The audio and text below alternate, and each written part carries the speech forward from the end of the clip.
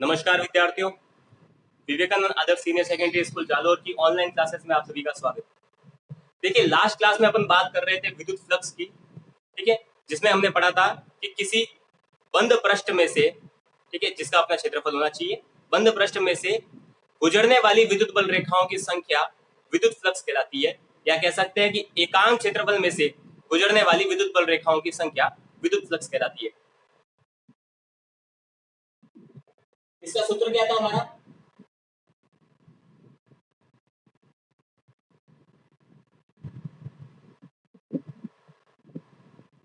सूत्र क्या था हमारा इसका विद्युत फ्लक्स का? विद्युत फ्लक्स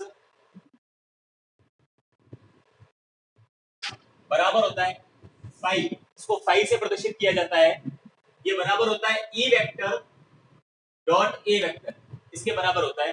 अच्छा, डॉट प्रोडक्ट है, इसको आप सॉल्व करते हैं तो क्या आता है? फाई बराबर ई ए कॉस थीटा, ये हमारा आता है विद्युत फ्लक्स। आज हम एक नया टॉपिक स्टार्ट करेंगे जिसका नाम है गाउस का नियम। गाउस का नियम भी बेसिकली विद्युत फ्लक्स को ही प्रदर्शित कर रहा है, पर एक विद्युत फ्लक्स का नया फॉर्मूला बताता है गाउस का नियम।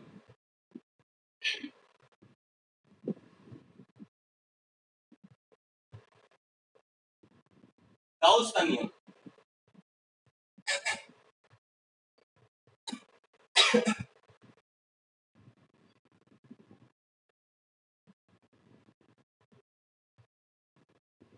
गाउस नाम के एक वैज्ञानिक थे, इन्होंने एक नियम दिया था जिसे अपन कहते हैं गाउस का नियम। इस नियम से एक फॉर्मूला निकलता है जो होता है हमारा फाई बराबर क्यू बटा एप्सिलॉन नॉट। फाई बराबर क्यू बटा एप्सिलॉन नॉट। यहाँ पर क्यू क्या है? इनसाइड, ठीक है, क्यू इनसाइड होता है। तो इसका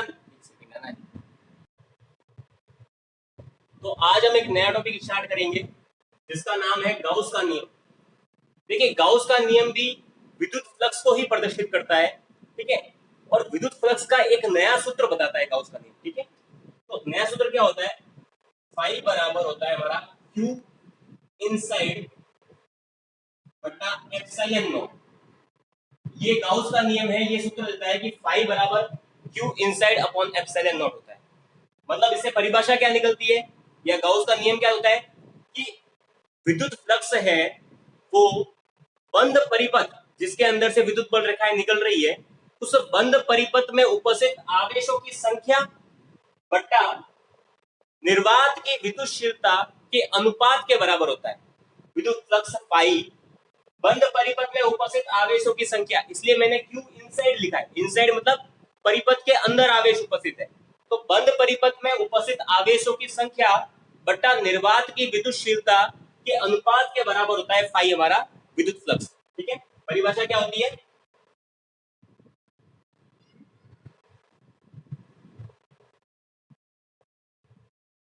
विद्युत फ्लक्स बंद बंद पृष्ठ में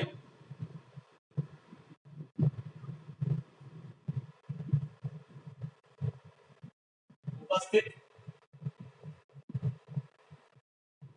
आवेशों की संख्या तथा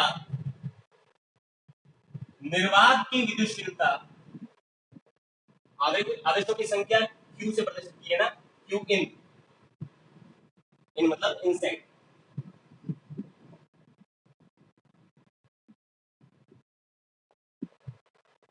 तथा निर्वात की विद्युतशीलता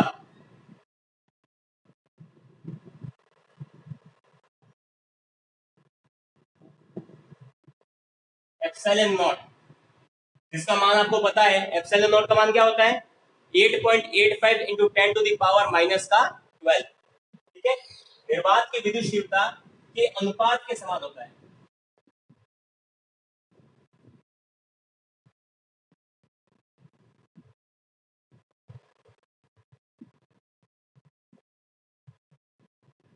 ये हमारी परिभाषा होती है गाउस के नियम की, है ना। ये हमारा नियम है गाउस का। जो कि बेसिकली इस फॉर्मूले को ही प्रदर्शित किया है, फाई बराबर Q inside upon epsilon not. एक बार जल्दी से इसका स्क्रीनशॉट ले लो, फिर अपन आगे बढ़ते हैं।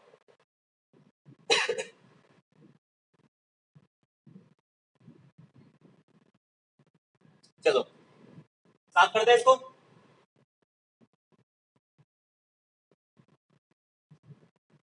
इसके ऊपर कुछ क्वेश्चंस करते हैं अपन।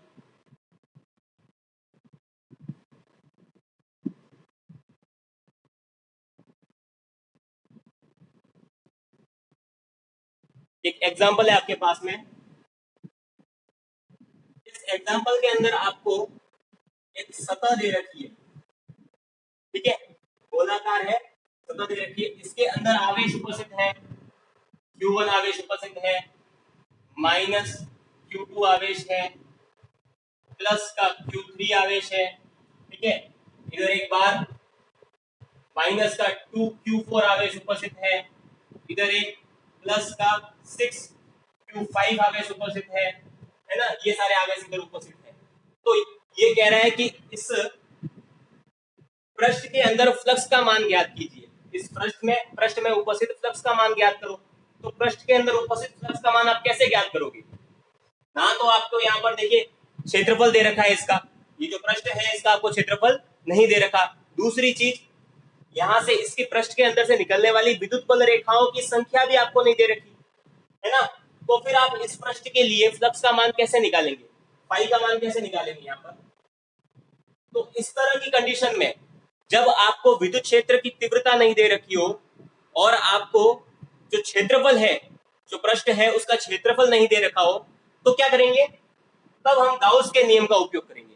तो गाउस का नियम क्या कहता है कि फाई बराबर होता है हमारा क्यू इनसाइड बटा एप्सिलॉन नॉट। क्यू इनसाइड मतलब जो इस पृष्ठ है, इस पृष्ठ के अंदर जो आवेश है उस अंदर वाले आवेशों की बात करेंगे, बाहर के किसी भी आवेश की बात नहीं की जाएगी, ठीक है ना, सिर्फ अंदर के आवेशों की बात करेंगे।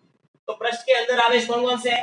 एक तो देखिए Q1 आवेश अंदर उपस्थित है, तो Q1 लिख लिया, प्लस एक आपका माइनस का Q2 आवेश है, तो माइनस का Q2 आवेश ले लिया, प्लस Q3 आवेश है, तो प्लस का Q3 आवेश हो गया, बटा एप्सिलॉन नॉट। तो ये आपके फ्लक्स फाई का माना जाएगा। इस पृष्ठ से निर्गत कुल विद्युत फ्लक्स फाई बराबर क्या आ जाएगा आपका? Q1 plus minus Q2 plus Q3 बटा एप्सिलॉन नॉट।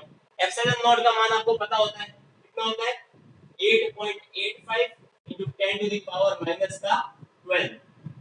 ये मान आपको याद रखना है एप्सिलॉन नॉट का, जिसे अपन क्या कहते हैं? निर्वात की विद्युत क्षेत्रता। तो इस प्रकार से गाउस ने अपना नियम प्रतिपादित किया, ठीक है। स्क्रीनशॉट ले लो जल्दी से इसका, फिर अपन आगे बढ़ते हैं वापस। तो इसके बाद अपन बात करते हैं नया टॉपिक हमारा कि देखिए गाउस के नियम के बारे में हमने पढ़ लिया है। गाउस का नियम क्या होता है? फाई बराबर क्यू अपॉन एप्सिलॉन है। क्यू क्या होता है? क्यू इनसाइड मतलब पृष्ठ के अंदर जो आवेश है उसी आवेश की बात की जाएगी, ठीक है। अब अपन बात करते हैं कि कूलाम के नियम की सहायता से कैसे आप गाउस का नियम ज्ञात कर सकते हैं। अगर आपके पास में कूलाम का नियम है तो उससे कैसे आप गाउस का नियम निकाल सकते हैं, ठीक है, उसकी बात करते हैं। कूलाम के नियम की सहायता से गाउस के नियम का सत्यापन हमारा नेक्स्ट टॉपिक है।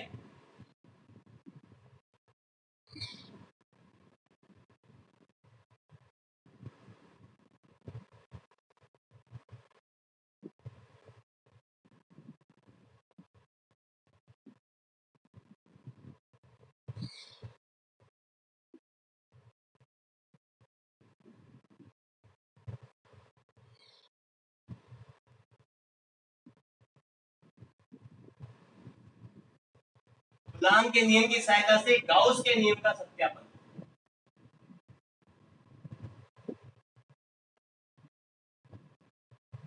तो इसके लिए क्या करते हैं? सबसे पहले अपन एक गोलाकार आकृति मानते हैं, ठीक है। मान लिया कि हमारे पास में गोलाकार आकृति है, कुछ इस प्रकार से है ना, गोलाकार है, वर्ताकार नहीं है। गोलाकार समझते हो ना, एकदम गोला आकार की है ना, गोले के आकार की, ठीक है। इसके केंद्र पर ये देखिए, इसका केंद्र है O बिंदु, इसके केंद्र पर एक आवेश उपस्थित है, जिसे अपन ने मान लिया Q आवेश इसके केंद्र पर उपस्थित है, ठीक है। और यहाँ पर अपन ने मान लिया, देखिए यहाँ पर जो ये जो केंद्र है, इस केंद्र से लेकर के इसका जो पृष्ठ है, इसके मध्य की दूरी क्या कहलाती है? त्रिज्या कहलाती है। इसकी त्रिज्या अपन ने मान ली कितनी है? r त्रिज्या है। स्मॉल r त्रिज्या का एक अपन ने गोला माना है जिसके केंद्र पर q आवेश उपस्थित है। ठीक है। अच्छा, अब देखिए ये q आवेश है, यहाँ पर ये जो इसका पृष्ठ है, इस पृष्ठ पर एक बिंदु मान लेता हूँ। इस बिंदु को मैं बोलता हूँ बिंदु P। कौन सा बिंदु ये? बिंदु P है। ये मान लिया आपने, इसका बिंदु P इसके पृष्ठ पर उपस्थित है। क्लियर? अब देखिए, अच्छा इस बिंदु P पर एक आवेश पर मान लेते हैं Q0 आवेश उपस्थित है, परीक्षण आवेश Q0 इस बिंदु P पर उपस्थित है ना? तो अब मुझे बताइए कि बिंदु ये जो Q है, इस Q आवेश के कारण बिंदु P आवेश पर जो लगने वाला विद्युत क्षेत्र है, उस विद्युत क्षेत्र का मान क्या होगा हमारा? उस विद्युत क्षेत्र का मान होगा E KQ बटा R का स्क्वायर। ये मैंने आपको बताया था, विद्युत क्षेत्र किसी बिंदु आवेश के कारण किसी बिंदु पर लगने वाला विद्युत क्षेत्र हमारा क्या होता है? E बराबर KQ बटा R का स्क्वायर। ठीक है, मैं पूरा एक प्रोसेस लिख लेता हूँ। बिंदु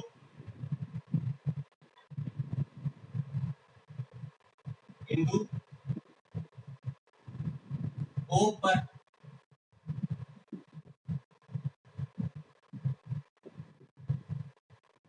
बिंदु P पर आवेश Q के कारण लगने वाला विद्युत क्षेत्र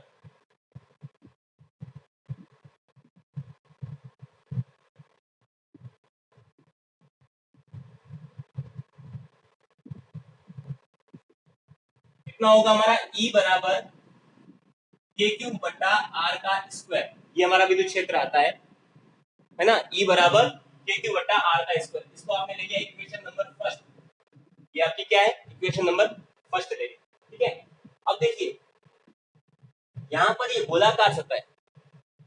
अब यहाँ पर देखिए आपको निकालना क्या है? फ्लक्स निकालना है। क्या निकालना है? फ्लक्स, पाई निकालना है। ठीक है। आपके पास में देखिए केंद्र में आवेश उपस्थित है ना? तो ये आवेश है, तो ये आवेश क्या करेगा? अपने चारों तरफ विद्युत बल रेखाएं निकालेगा, है ना? आप जानते हैं कि धनात्मक आवेश होता है वो अपने अंदर से विद्युत बल रेखाएं बाहर की तरफ निकालता है, और ऋणात्मक आवेश क्या होता है? बाहर की विद्युत बल रेखाओं को अपने अंदर समा लेता है ना? तो ये सारी कंडीशन होती है। तो यहाँ पर भी जो आवेश है, ये आवेश देखिए धनात्मक प्रकृति का है, ये अपने अंदर से क्या निकालेगा? विद्युत बल रेखाएं बाहर की तरफ निकालेगा, है ना? तो उस विद्युत बल रेखाओं के कारण क्या होगा? इस पृष्ठ के सापेक्ष फ्लक्स आएगा। उस फ्लक्स का मान आपको क्या करना है? ज्ञात करना है। ठीक है, पाई का मान आपको ज्ञात करना है। देखिए आपके पास में विद्युत क्षेत्र आ गया KQ बटा R का स्क्वायर, ये आपका विद्युत क्षेत्र आ गया। अच्छा, ये जो Q है ये प्लस Q आवेश है, धनात्मक प्रकृति का है। तो यहाँ पर देखिए विद्युत क्षेत्र की तीव्रता है, उसकी दिशा किस तरफ होगी? इस P बिंदु पर, ठीक है, विद्युत क्षेत्र की तीव्रता की दिशा किस तरफ होगी? इस दिशा में होगी कि नहीं होगी? है ना? बाहर की तरफ होगी। ठीक है, क्योंकि क्या होगी? E वेक्टर, है ना? ये विद्युत क्षेत्र की तीव्रता की दिशा आ गई Q आवेश के कारण, प्लस Q आवेश के कारण P बिंदु पर, देखिए इस तरफ होगा। अच्छा, अब देखिए, अब अपन क्या करते हैं, यहाँ पर ये जो पृष्ठ है, इस पृष्ठ पर एक छोटा सा अल्पांश मान लेते हैं। क्या करते हैं? एक छोटा सा अल्पांश लेते हैं इस पृष्ठ पर। यहाँ पर इस पृष्ठ पर मैंने एक अल्पांश ले लिया, एक अल्पांश ले लिया, छोटा सा टुकड़ा ले लिया। ये P बिंदु है आपका, इस पृष्ठ पर मैंने छोटा सा अल्पांश ले लिया। उस अल्पांश का मान क्या पता है? D। अल्पांश मतलब अगर कोई भी अल्पांश लेते हैं, है ना, आपके पास में x लंबाई का कोई तार उपस्थित है, ठीक है, उसका अगर आप x लंबाई का है, उसका अगर आप अल्पांश लेते हैं, मतलब छोटा सा टुकड़ा लेते हैं, तो क्या कहते हैं? dx हो गया उसका अल्पांश, है ना? तो यहाँ पर भी आपने क्या किया? अल्पांश लिया है। अब देखिए अल्पांश को मैंने गोलाकार आकृति में क्यों प्रदर्शित किया है? ये इतना बड़ा टुकड़ा है, जैसे गोलाकार आकृति में इसको क्यों प्रदर्शित किया गया है? क्योंकि ये देखिए जो गोले है, गोला है, गोले का अल्पांश है। अगर कोई वर्ताकार आकृति होती है ना, वृत्त होता है जैसे चूड़ी, ये वर्ताकार आकृति होती है, तो वृत्त का अगर अल्पांश लेते तो ऐसा छोटा सा चाप ले लेते अपन, है ना? वृत्त का अल्पांश क्या होता है? चाप होता है। लेकिन जो गोला आपके पास में उपस्थित है, तो उसका अल्पांश क्या होगा? एक छोटा सा टुकड़ा होगा आपके पास, ठीक है ना? उसकी सतह का एक छोटा सा भाग होगा, है ना? तो यहाँ पर भी ये सतह का एक भाग है जो कि उसके अल्पांश को प्रदर्शित कर रहा है, इस गोले के अल्पांश को बता रहा है। ठीक है, अच्छा, अब इस अल्पांश की क्षेत्रफल सदिश क्या होगा? इस अल्पांश का क्षेत्रफल सदिश इसके पृष्ठ के लंबवत। तो देखिए ये पृष्ठ है, यहाँ पर ऐसे उपस्थित है, इसके लंबवत तो ऊपर की तरफ, ये इसका क्षेत्रफल सदिश की क्या हो जाएगी? दिशा हो जाएगी, जिसको आप डीए वेक्टर से प्रदर्शित करते हो। क्षेत्रफल सदिश की दिशा डीए वेक्टर से प्रदर्शित की जाती है। क्लियर? अब देखिए, अब यहाँ पर अपन क्या करते हैं, इसमें ये आर है ना, इसे थोड़ा सा साफ कर देता हूं। अभी के लिए साफ कर देता हूं। थोड़ा जगह ज्यादा घेर रहा है ये आर यहाँ पर नहीं लगा। ये देखिए, तो ये देखिए यहाँ पर ये जो अल्पांश है, इस अल्पांश के कारण ये जो ओ बिंदु है, इस ओ बिंदु पर जो कोण बनेगा, उस कोण का मान क्या होगा? उस कोण का मान देखिए इस प्रकार से होगा, ये ऐसे गोलाकार कोण होगा, गोलाकार कोण होगा। ये कोण कैसा होगा? ऐसा गोलाकार, है ना? मतलब आप शंकु देखिए, एक जैसे माने आपने गोलाकार आकृति ले ली है, उसका आपने जैसे ना ये कोण काट लिया, ठीक है, तो वो देखिए कोण ऐसा गोलाकार कोण होता है। जैसे अगर आपके पास में अगर वृत्ताकार आकृति होती है, उसमें अगर आपने कोई मान लिया एक चाप ले लिया और उधर से केंद्र से अगर आप कोण लेते हैं तो थीटा कोण आता है आपका, ठीक है, नॉर्मल कोण आता है, वो चाप के रूप में आता है। लेकिन देखिए आप अगर आप गोलाकार आकृति की बात कर रहे हैं तो ये जो कोण होगा ये भी आपके गोलाकार आकृति का आएगा, है ना? तो ये सारी चीजें होती है। इस कोण को अपन बोलते हैं घन कोण। इस कोण को क्या बोलते हैं? घन कोण, जिसको आप ओम से प्रदर्शित करते हो। मैंने 11th क्लास में आपको बताया था घन कोण के बारे में, ठीक है ना? आप ओम से प्रदर्शित करते हो, तो यहाँ पर भी उसी कंसेप्ट का उपयोग किया जाएगा घन कोण का, डी ओम। ये देखिए डी ए अल्पांश के लिए घन कोण निकाला है, इसलिए इसको अपन डी ओम से प्रदर्शित कर रहे हैं। अगर एक अगर क्षेत्रफल है, अगर ए के लिए घन कोण निकालते तो ओम से प्रदर्शित करते, डी ए के लिए निकाला है तो डी ओम से प्रदर्शित किया है ना? ये अल्पांश क्षेत्रफल के लिए घन कोण बन रहा है, ठीक है, चित्रानुसार। देखिए सबसे पहले अपन बात कर लेते हैं, हम जानते हैं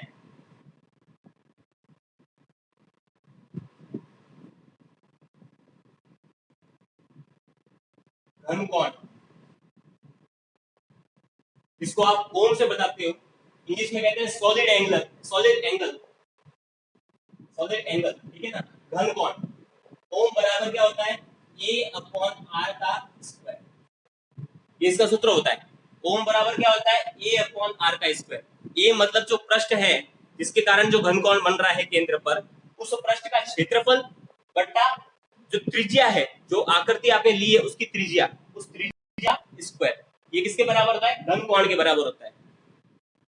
जब 11th में मैंने आपको ये घन कोण के बारे में बताया था, तब मैंने एक एग्जांपल दिया था कि जब हम सूर्य को, पृथ्वी से सूर्य को और चंद्रमा को दोनों को देखते हैं तो दोनों ही हमें समान आकृति के दिखाई देते हैं, है ना? दोनों एक समान शेप के, समान आकृति के दिखाई देते हैं, लेकिन वास्तविकता में सूर्य है वो पृथ्वी से कई गुना ज्यादा बड़ा है और पृथ्वी है वो चंद्रमा से कई गुना ज्यादा बड़ी है, ठीक है? तो इससे हम कह सकते हैं कि जो चंद्रमा होगा वो सूर्य से कितना छोटा होगा।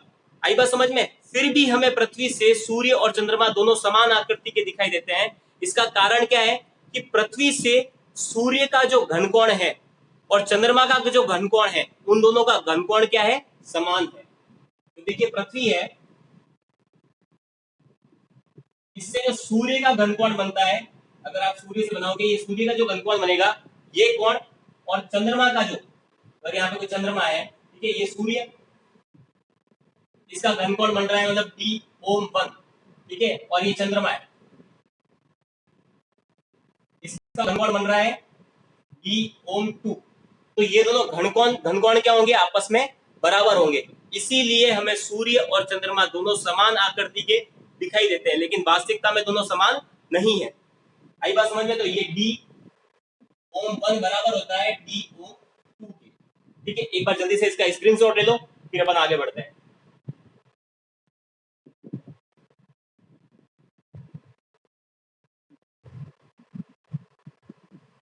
तो यहाँ पर हमारा देखिए ये घनकोण आ चुका था। घनकोण ओम बराबर क्या होता है? क्षेत्रफल बट्टा आर का स्क्वायर, है ना? क्षेत्रफल बट्टा आर का स्क्वायर।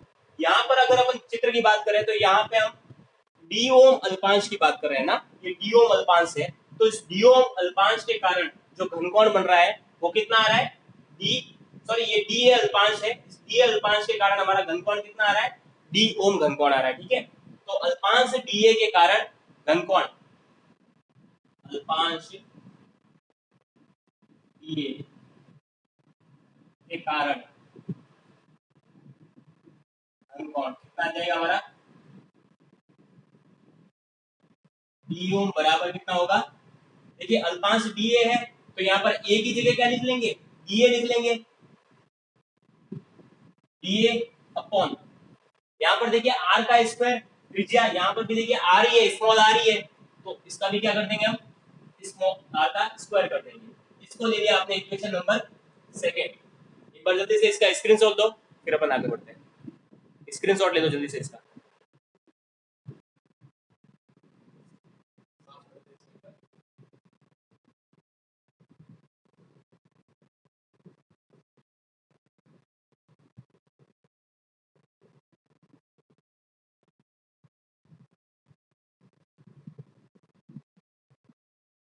तो अब अपन निकालते हैं इस पूरे पृष्ठ से आवेश प्लस क्यू के कारण इस पूरे पृष्ठ से जो फ्लक्स आएगा हमारा उस फ्लक्स का मान निकालना है। ठीक है,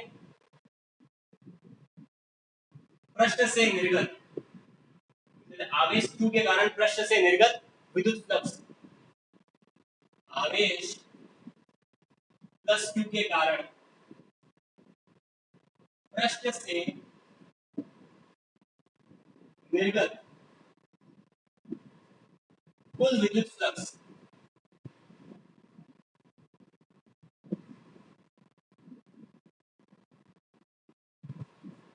ठीक है, तो विद्युत फ्लक्स का आपके पास में सूत्र होता है फाई बराबर क्या होता है हमारे फाई बराबर होता है E vector dot A vector, है ना।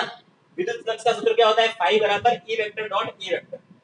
अच्छा यहाँ पर अपन ने क्या किया है, यहाँ पर अपन ने पूरे पृष्ठ की बात नहीं की है, पहले एक छोटा सा अल्पांश लिया है, उस अल्पांश का क्षेत्रफल निकाला है और उस अल्पांश से जो विद्युत बल रेखाएं निकलेगी या फिर अपन कह सकते हैं इस अल्पांश के का जो फ्लक्स होगा उस फ्लक्स का पहले मान निकालेंगे और फिर उसका समाकलन कर देंगे पूरे पृष्ठ से, तो पूरे पृष्ठ के अंदर से निकलने वाले फ्लक्स का मान प्राप्त हो जाएगा। तो पहले अपन अल्पांश की बात कर रहे हैं। ठीक है,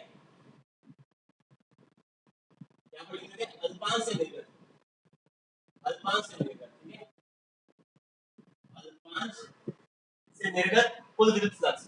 तो यहाँ पर क्या हो जाएगा डी फाई हो जाएगा, अल्पांश की बात करें डी फाई हो जाएगा, और ये जो आपका विद्युत क्षेत्र की तीव्रता है ये तो समान ही रहेगी, और यहाँ पर जो क्षेत्रफल है ये क्या हो जाएगा डीए वेक्टर हो जाएगा। ठीक है, क्षेत्रफल हमारा क्या हो जाएगा डीए वेक्टर हो जाएगा। ठीक है, तो दोनों तरफ क्या कर देते हैं समाकलन कर देते हैं, तो पूरे पृष्ठ के लिए निकल जाएगा। पहले तो अल्पांश के लिए तो अल्पांश के हिसाब से फिर समाकलन करेंगे।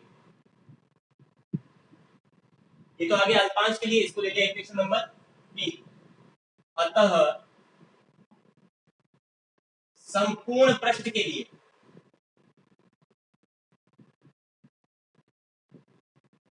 से निर्गत विद्युत फ्लक्स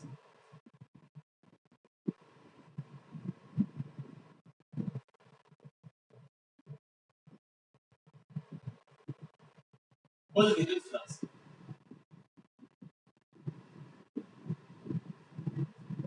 संपूर्ण पृष्ठ की बात कर रहे हैं अपन, है ना, संपूर्ण पृष्ठ से निर्गत कुल विद्युत फ्लक्स की बात करते हैं, तो वो क्या होगा ये जो इक्वेशन नंबर 3 है इसका क्या कर देते हैं समाकलन कर देते हैं पूरे पृष्ठ के सापेक्ष, है ना, समाकलन कर देंगे ई फाई बार बराबर यहाँ पर भी समाकलन हो जाएगा E dot D A vector, E vector dot D A vector. ठीक है, यहाँ पर देखिए अब जैसे E vector dot D A vector है, आपको पता है डॉट प्रोडक्ट को सॉल्व करते हैं तो क्या आता है ए वेक्टर डॉट बी वेक्टर बराबर क्या होता है ए बी cos थीटा, है ना। तो यहाँ पर भी E vector dot D A vector बराबर क्या हो जाएगा E D A cos theta, E D A cos theta, E D A cos theta रहेगा। अच्छा समाकलन का निशान यूं का यूं रहेगा, है ना। अच्छा cos थीटा, थीटा का मान यहाँ पर कितना है, थीटा बराबर कितना है, देखिए दोनों के बीच में कोण कितना बन रहा है 0 डिग्री का कोण बन रहा है, थीटा बराबर यहाँ पर 0 है, दोनों एक ही दिशा में है, इनके मध्य कोण कितना बन रहा है 0 डिग्री बन रहा है, ये वेक्टर और ये वेक्टर एक ही दिशा में, इनके बीच में कोण कितना बन रहा है 0 डिग्री का कोण बन रहा है, तो यहाँ पर थीटा बराबर क्या कर देंगे अपन 0 डिग्री कर देंगे, तो क्या आ जाएगा हमारे पास में अच्छा यहाँ पर समाकलन कर रहे थे डी फाई का। अच्छा डी फाई का समाकलन कर रहा है तो डी फाई की न्यूनतम लिमिट क्या होगी? न्यूनतम मान क्या हो सकता है? 0। और अधिकतम मान क्या हो सकता है? पाई हो सकता है। पाई से ज्यादा तो इसका मान हो नहीं सकता, तो इसकी लिमिट लगा दी 0 से लेकर के पाई के बीच में। ठीक है, या फिर लिमिट नहीं लगाओगे तो भी कोई दिक्कत नहीं है। ठीक है, लिमिट लगा दो। सॉल्व करेंगे इसको तो क्या आ जाएगा? 5। डी फाई का समाकलन क्या होता है? 5 होता है। 0 से लेकर के 5 तक की है, 0 से 5 बराबर E D A cos theta. Theta का मान आपने 0 डिग्री रख दिया तो कॉस 0 का मान क्या होता है? 1 के बराबर होता है ना। तो हम क्या लिख लेंगे? सीधा समाकलन करके ई डी ए लिख लेंगे। ठीक है ना, कर देते हैं। अच्छा अब देखिए इसका upper limit minus lower limit कर देंगे तो थीटा 5 माइनस 0 हो जाएगा तो क्या आ जाएगा? 5 आ जाएगा ना। तो मैं सीधा इसको 5 लिख लेता हूँ। 5 बराबर समाकलन ई डी ए। एक बार इसका स्क्रीनशॉट ले लो फिर अपन आगे बढ़ते हैं।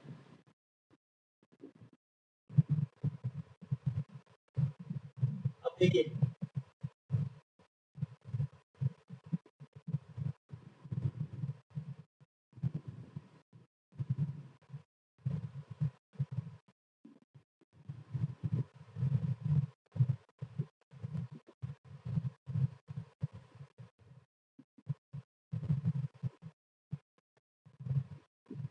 देखो अपन ने जो अपनी इक्वेशन नंबर सेकंड आई थी वो क्या थी? इसको दे देते हैं इक्वेशन नंबर 4। ठीक है, इक्वेशन नंबर सेकंड हमारी क्या थी? हमारी इक्वेशन नंबर सेकंड आई थी कि डी ओम बराबर होता है डी ए अपॉन आर का स्क्वायर। घन कोण उसकी बात की थी ना, तो डी ओम बराबर होता है डी ए अपॉन आर का स्क्वायर। यहां से अगर डी ए का मान निकाले तो क्या निकलेगा? डी ए बराबर क्या हो जाएगा? ये डी ओम और गुना आर का स्क्वायर। ये आर का स्क्वायर जो बट्टे में है ये इधर चला जाएगा, गुना में आ जाएगा, तो आर स्क्वायर और डी ओम आ जाएगा। ये डी ए का मान आ जाएगा। ठीक है, इसको ले लिया इक्वेशन नंबर 5, है ना। तो समीकरण 5 का मान समीकरण 4 में रखने पर, ठीक है, डीए की जगह अपन ये मान रख रहे हैं आर स्क्वायर डी ओम। ठीक है, समीकरण 5 का मान 4 में। ठीक है, 5 का मान अगर आप 4 में रखोगे तो क्या आएगा? 5 बराबर कितना आ जाएगा? समाकलन ई डीए की जगह क्या लिख लेंगे? आर का स्क्वायर और डी ओ। ये आर का स्क्वायर डी ओ। ठीक है, अच्छा अब आपको पता है समीकरण 1 से, समीकरण 1 से आपको पता है क्या निकला था हमारा? ई बराबर क्या निकला था, है ना। इस बिंदु आवेश प्लस क्यू के कारण ये बिंदु पी पर जो आवेश था क्यू नॉट, इस क्यू नॉट आवेश पर जो विद्युत क्षेत्र लग रहा था उस विद्युत क्षेत्र का मान कितना था? ई बराबर के क्यू बटा आर का स्क्वायर होता है। तो ये ई बराबर के क्यू बटा आर का स्क्वायर यहाँ पर रख देते हैं, है ना। तो फाई बराबर कितना आएगा? समाकलन के क्यू बटा आर का स्क्वायर कोष्टक के अंदर, और एक गुणा में देखिए आर का स्क्वायर है, इसको गुणा के अंदर यूं कर लिख लिया, और साथ में डी ओम है, इस डी ओम को मैं बाहर लिख लेता हूँ। यहां तक कोई समस्या किसी को? अब देखिए आर के स्क्वायर से आर का स्क्वायर क्या हो जाएगा? कट जाएगा। तो क्या रहेगा? फाइव बराबर क्या आ जाएगा? के क्यू और डी ओम। ये आ गया समाकलन के रूप में के क्यू डी ओम। इसके समाकलन को सॉल्व करेंगे अपन तो क्या होगा? डी ओम का समाकलन क्या होता है? डीएक्स का समाकलन क्या होता है? एक्स होता है ना। डीएक्स का अगर आप समाकलन करते हो तो क्या आता है? एक्स आता है। तो यहाँ पर डी ओम का अगर आप समाकलन करोगे तो क्या आएगा?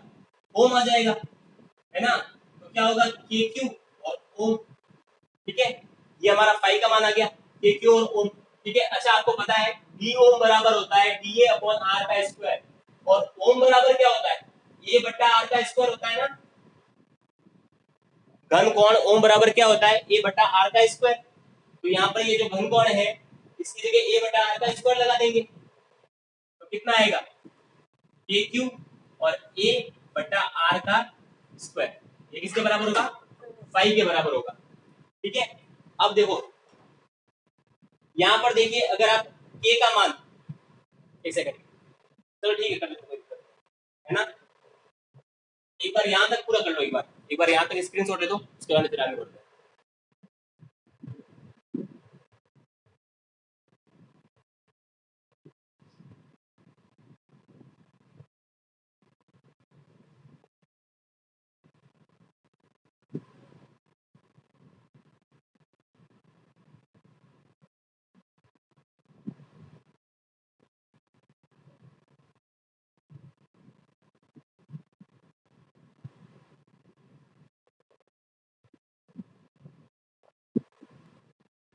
तो हमारे पास में लास्ट में क्या सूत्र आ गया ना, फाई बराबर हमारे पास में आया था के क्यू ए अपॉन आर का स्क्वायर।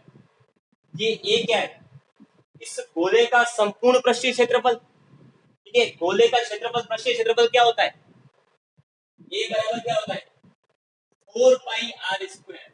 गोले का संपूर्ण पृष्ठीय क्षेत्रफल क्या होता है, ए बराबर 4 पाई आर स्क्वायर। तो इस ए बराबर 4 पाई आर स्क्वायर का मान यहाँ पर रख देंगे। इसके साथ ही के क्या नियतांक, कूलाम नियतांक। तो कूलाम नियतांक का मान क्या होता है, के बराबर होता है 1 अपॉन 4 पाई एप्सिलॉन नॉट। तो इस के का मान भी यहाँ पर रख देंगे। ठीक है, ये दोनों मान अपन यहाँ पर रखते हैं सूत्र में।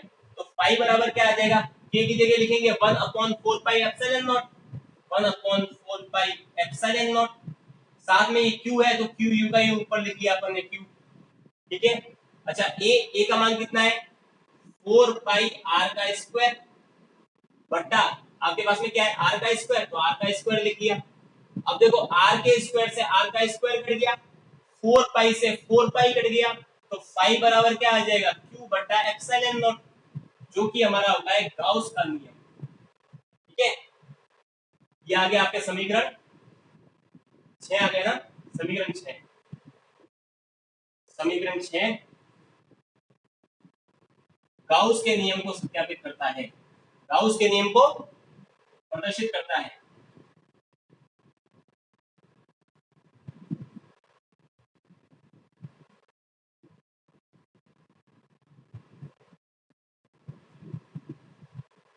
तो इस प्रकार से आप कूलाम के नियम की सहायता से गाउस के नियम का सत्यापन कर सकते हैं। देखिए लास्ट में हमारा गाउस का नियम आ गया ना, फाई बराबर क्यू बटा एप्सिलॉन नॉट। ठीक है, तो कूलाम के नियम की सहायता से आप गाउस के नियम का इस प्रकार से सत्यापन कर सकते हैं। इसका एक बार स्क्रीनशॉट ले लो।